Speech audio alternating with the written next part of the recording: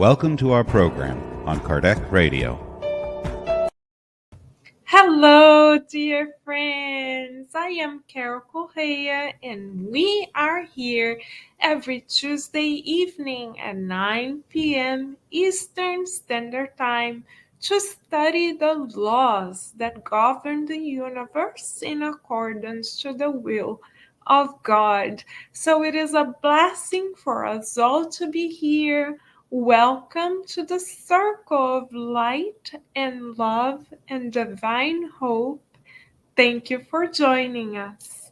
Tonight, the focus of our study will be on question 922 of the Spirit's Book by Allan Kardec. We will now read the question, followed by the answer by the illuminated spirits. Then we shall bring a couple of highlights, propose a therapeutic exercise so we can feel the scriptures together, and end the study moments with thoughts of gratitude to God. Shall we then begin? In question 922 of the Spirit's Book, Kardec asks the following question. Earthly happiness is relative to the position of each person, and what might suffice for the happiness of one would be misfortune for another. Is there, nevertheless, a common standard of happiness for all? Excellent question. We would all like the answer, Kardec.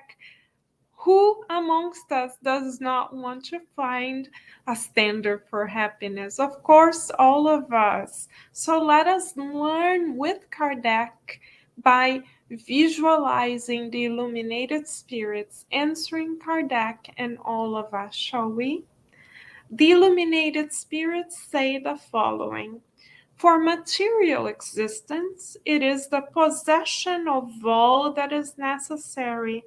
For the moral life, it is a good conscience and faith in the future. So the answer from the illuminated spirits is concise, precise, but profound. If we would like to invest in our happiness for immortality, they recommend to us that we live a moral life. What does it mean to live a moral life? We need to have a model in order to aim towards. Of course, our number one model for living a moral life, our north and our most precious example of what it means to live a moral life is Master Jesus.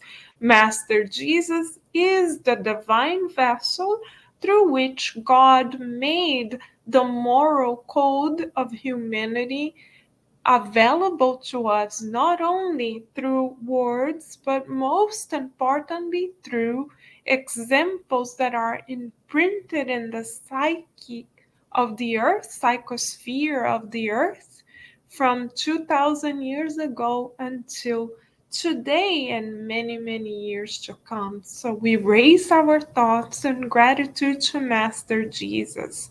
Master Jesus is so wise and he loves us so much that he granted us the gospel. The gospel didactically breaks down a list of virtues that we are incarnated to acquire. This is how we learn to live a moral life. But if we would like to summarize or synthesize all virtues in one, we borrow then Master Jesus' living example and words when he recommended to all of us that we love God above all things and love others as we wish ourselves to be loved. So the golden rule is therefore a good reference for us if we wish to live a moral life. So let us do an inner assessment. How much have we been able thus far in our lives to offer, to give to others what we would like to receive? Have not thought about it yet? So tonight it is a good opportunity for us to reflect upon this. And another exercise we can practice together is looking at the list of virtues presented in the Gospel according to Spiritism, such as, for instance, obedience, resignation, patience, meekness, and see where we could improve all the more.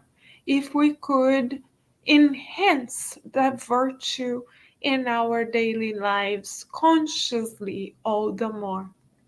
For example, if we pick the virtue of meekness to be the target of our practice this coming week so that we learn to live a more moral life, then whenever our partners, children, relatives, loved ones, or friends interact with us, we shall vibratorily grant them a gift of appreciating the good in them.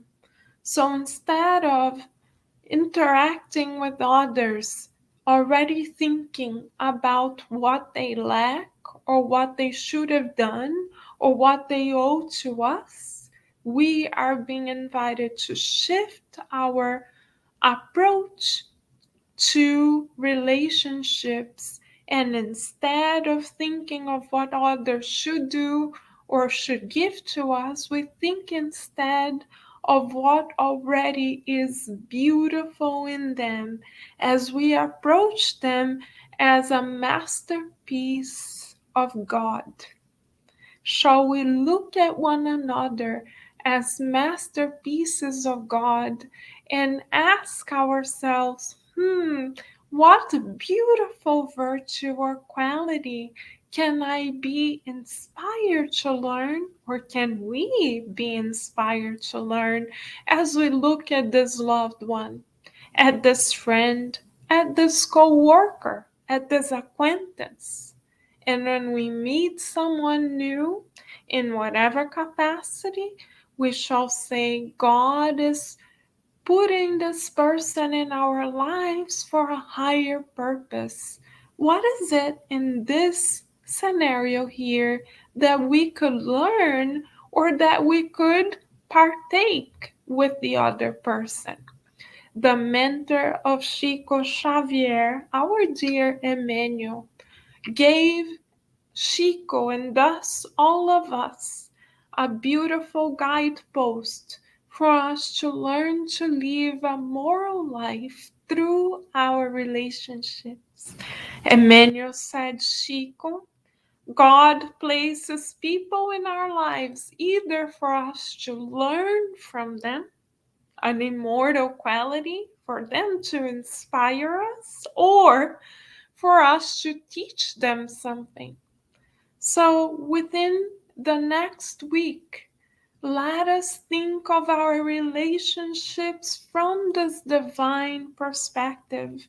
And as we practice to enhance at least one particular virtue in our effort to live a moral life, let us practice finding the good in other people, and let us practice understanding what we are to learn from them and what we are to share with them. In this way, beloved friends, our relationships become divine in a sense of sacred. We begin to see others in our lives as a gift from on high. And as Emmanuel tells us in a message in the book Living Spring by Chico Xavier, or rather through Chico Xavier, others' relationships are the bridges that are offered to us so that we can connect with God, So it is in making an effort to live a moral life, and it is in making our relationships sacred that we further connect with God and are better equipped to live a moral life. So let us embrace these beautiful opportunities given to us tonight, and let us literally see the divine in ourselves and others. Thank you, beloved friends. May the mentors of Kardec Radio, and of course, first and foremost, God, Master Jesus, and everyone connected here tonight receive an embrace of gratitude.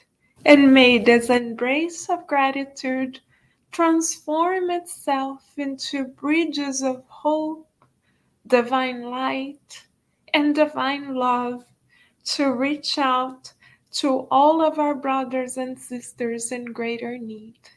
Thank you, beloved friends. We appreciate the gift of your divine presence, and we look forward to meeting again next time. Bye for now.